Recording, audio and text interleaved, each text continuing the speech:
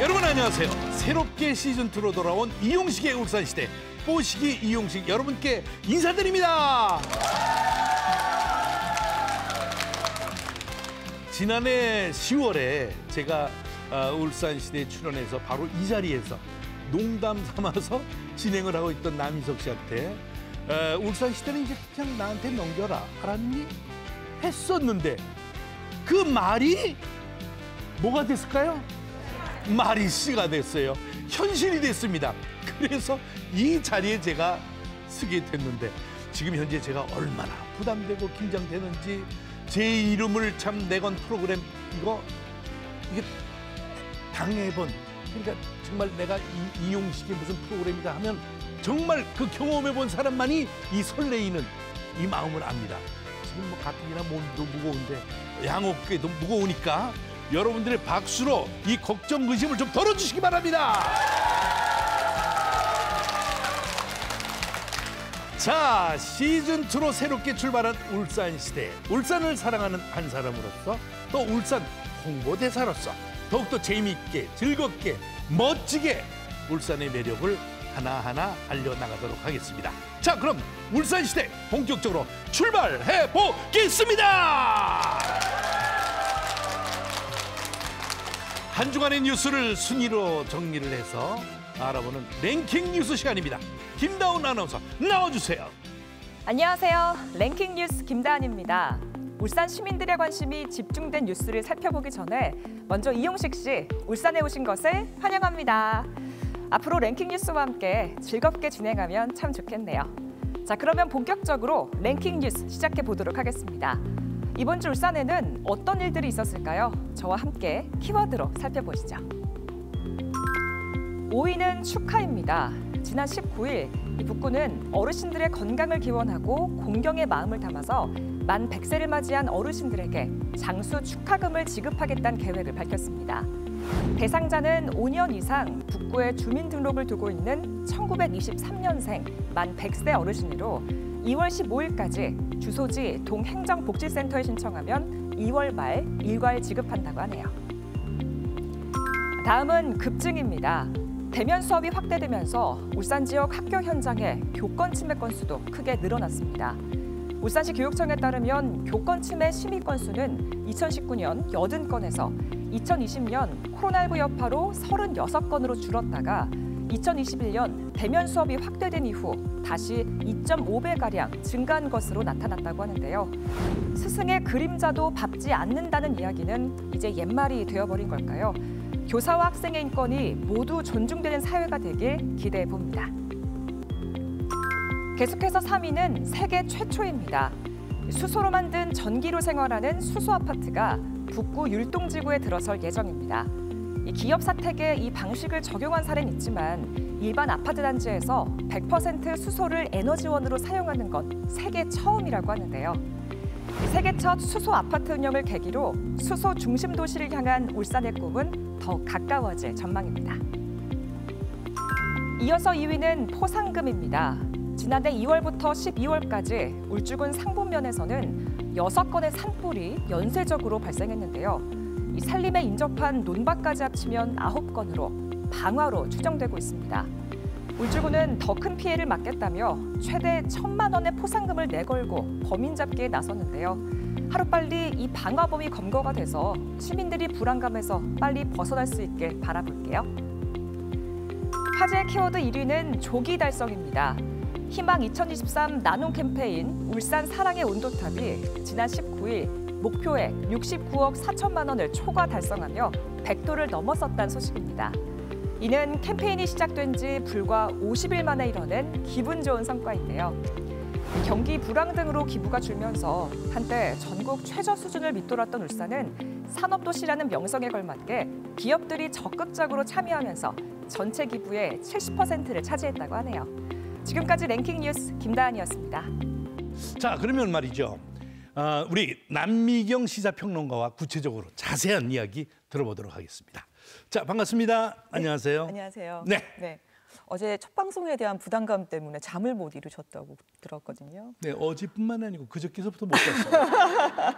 정말 부담스럽대요. 저도 같이 할 거 생각하니까 기쁘기도 하고요. 저도 어제 잠을 좀 못 잤습니다. 근데 그 남희석 후배가 참 잘하는 친구라 많은 사랑과 저 관심을 모아서 이 자리에다 쌓아놨는데 네. 제가 이걸 무너뜨릴까 봐 그게 걱정이 됐거든요. 전혀 걱정하지 않으셔도 됩니다. 저희 시청률 10% 넘을 겁니다, 아마. 지금 남미경 시사평론가가 마치 저의 어머니와 같은 그런 모성애를 여기다가 쫙 던져주고 있습니다. 박제가. 좋습니다. 힘이 됩니다. 네. 네. 자, 그런데 말이죠. 저 어렸을 때는 부모님께 귀 따갑게 듣던 이야기가 있습니다. 여러분들도 마찬가지일 거예요. 뭐 지나가다 보면은 포스터도 아닌 벽에 엄청나게 많은 글이 붙어 있죠. 불조심이란 이야기. 그죠? 참 여러분들 아마 이 표현은 알 겁니다. 자나깨나 불조심. 꺼진 불도 다시 보자. 그때는 완전히 뭐 트라우마가 있듯이 불만 보면 경기를 했어. 그런데 요새 화재 사고 소식이 너무너무 자주 나는 것 같아요. 네, 보통 한 해 한두 건 정도는 발생을 할 수는 있는데 네네. 유독 이제 상북에서만 산불이 집중적으로 발생을 해서 관할 구청도 그렇고요, 경찰도 이제 방화에 의한 산불이 아니냐 이렇게 의심을 하고 있습니다. 그 시골에서는 그 논밭에다가 그 잡초를 풀을 태우다가 산불로 옮겨가는 수가 있잖아요, 산에.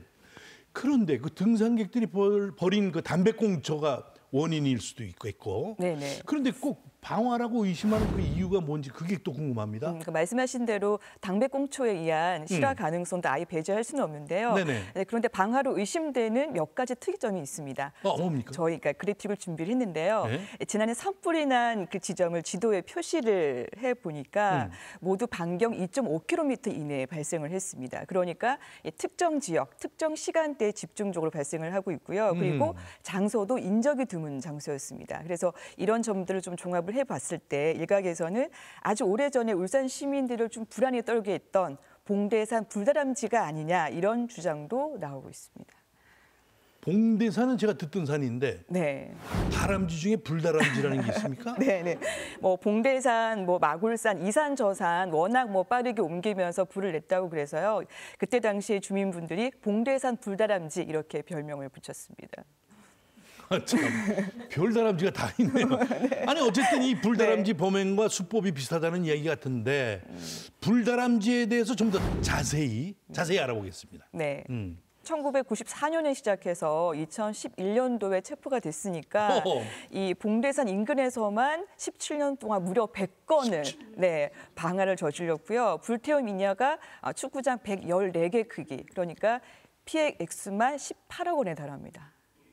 그리고 이제 불을 지른 수법도 아주 좀 특이했던 게요. 그 화장지를 이렇게 꼬아가지고 불씨를 내기도 했고요. 또 휴지와 성냥을 그 너트에 묶어서 불을 붙인 뒤에 야산에 던지기도 했습니다. 그리고 이 사람 행동이 얼마나 대담했냐면요. 그 불다람쥐 잡으려고 당시에 그 산불 감시원들을 많이 이제 매복해 있었거든요. 근데 이 사람들이 어떻게 감시하는지를 파악하기 위해서 좀 친분을 쌓는, 그러니까 아주 수법도 지능적이지만 행동도 아주 대담했었습니다. 네. 자기를 잡겠다고 체포하겠다고 숨어 있는 그 사람하고 또 친분을 가져가지고 정보를 입수해서 피해 다녀? 그렇죠. 다른 데다 머리를 쓰지. 그러니까요. 그런데 말이죠. 제가 이 사람에 대해서 조사를 좀 해봤습니다. 그런데 이 사람이 평범한 가장이었어요. 네. 대기업에 다니던 직원이었고, 아니 직장도 있고 가족도 있는데 왜 이렇게 불을 지른 거예요? 네, 그 김 씨가 17년 만에 붙잡혔던 당시 영상을 저희가 준비했는데요. 일단 보시고 오시죠. 경찰은 산불 지점 인근 아파트 단지 10곳에 CCTV 화면을 이잡듯이 뒤져 결국 용의자 얼굴과 신원을 파악했고 피해자 51살 김모 씨를 체포했습니다. 악명 높은 불다람쥐 실체를 파악한 경찰은 깜짝 놀라지 않을 수 없었습니다.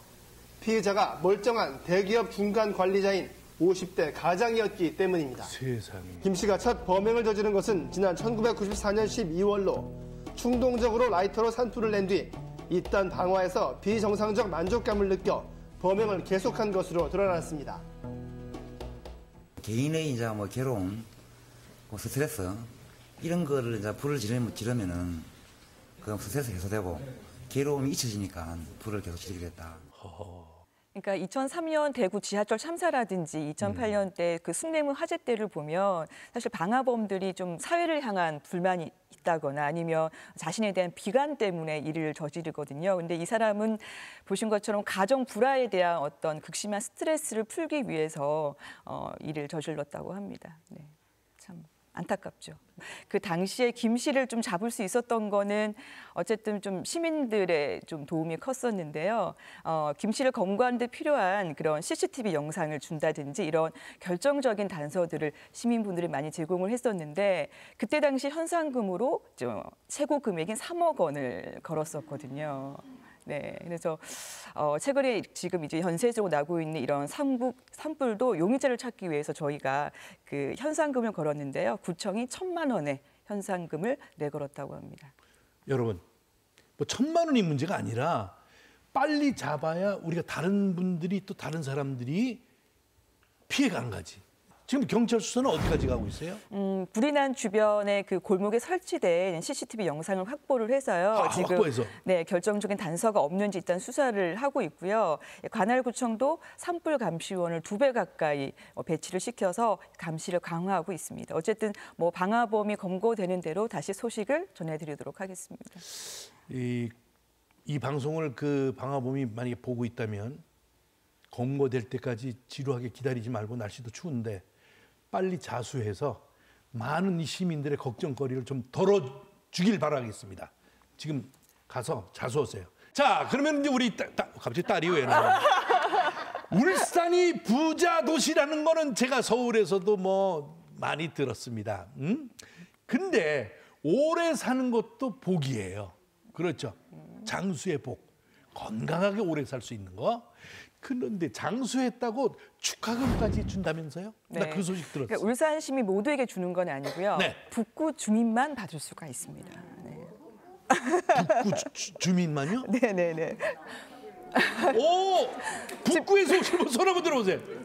어머 세상에. 이분들이 거기 사는 이유가 있구나. 네? 아니, 그 북구 주민만 주는 거예요? 네네. 오. 일단 조건도요. 일단 네. 장수는 하셔야겠죠. 그래서 장수해야지. 100세까지 이제 만 100세 어르신만 이제 저희가 드리는데요. 100세? 네, 그러니까 5년 이상 북구에 이제 등록하신 분들만 저희가 드릴 수 있다고 합니다. 네. 100세? 근데 네. 저는 말이죠. 네.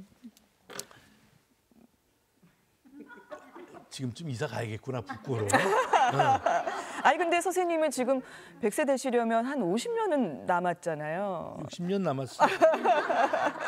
자, 그런데 이 정책에 대해서 네. 우리 또 그 구민들은 어떻게 네. 생각하는지 또 우리 어머님들 생각은 어떤지 이게 참 궁금합니다. 저 네, 나름대로. 저희 제작진이 만나뵀는데요. 네. 네, 보고 오시죠. 네. 100세 뭐 다 건강하잖아요. 그때도 계속 건강하면 돈도 필요하지 않아요? 예, 너무 좋을 것 같네요. 굉장히 좋은 시책이라고 생각합니다. 요즘 그 고령화 시대고 또 연세 많으신 분들 이런 거를 함으로 해서 더 건강에 신경 쓸 그런 계기도 되고 힘이 될 것 같습니다. 100세 때 주는 것도 좋지만요. 조금 더 이제 다리도 성하고 어디 좀 다니고 이럴 때 주시면은 요긴하게 어디 뭐 나가서 뭐 친구들하고 밥도 사 먹고 뭐 병원비도 하고 이러면 좋지 않을까요? 100세 때 주면은 어디 쓸 데가 없을 것 같은데요. 나라가 많이 어려운데 네, 어르신들 뭐 하는 것도 없지만 이 저출산이라 어린 자녀들 키우는데 그쪽에다 더 이렇게 복지를 했으면 좋을 것 같아요. 맞는 말씀이에요. 맞는 말씀이에요. 아니 이렇게 방청객분들이 이렇게 공감이 가는 거예요. 네, 호응을 하시는 줄 몰랐습니다. 네. 아유, 네네. 100세 금방 된다니까요. 사실 제 생각에도 걸을 수만 있다면 어디 가고 싶은 곳을 여행을 한다든지 또 자식을 보러 가야 되는데 불편해 다리가. 그런데 갈 수가 없어. 이것처럼 서글픈 게 어디 있어. 손자 손녀를 봐달라고 그러는데 안고 앉은 자리에서 일어날 수가 없어. 무릎이 너무 아파.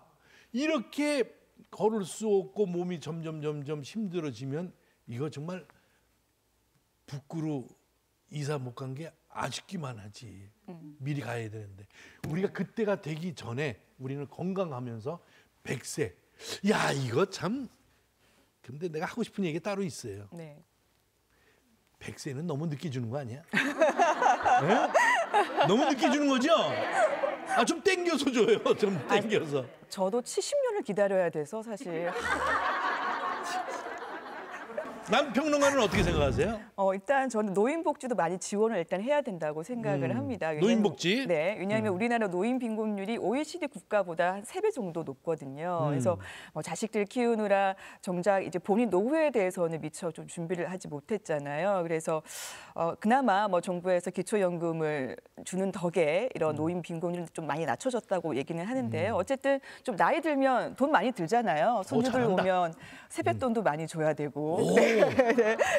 그래서 그렇기 때문에 제 생각에는 청년 정책은 정책대로 또 노인 복지는 정책대로 투트랙으로 가야 되는 게 아닌가라는 생각이 듭니다. 이야, 어디 가지 말고 항상 여기 앉아 계세요. 정말 말씀 잘하신다. 자, 지금까지 남미경 시사평론가와 함께했습니다. 수고하셨다는 박수 한번 크게 보내주세요. 고맙습니다.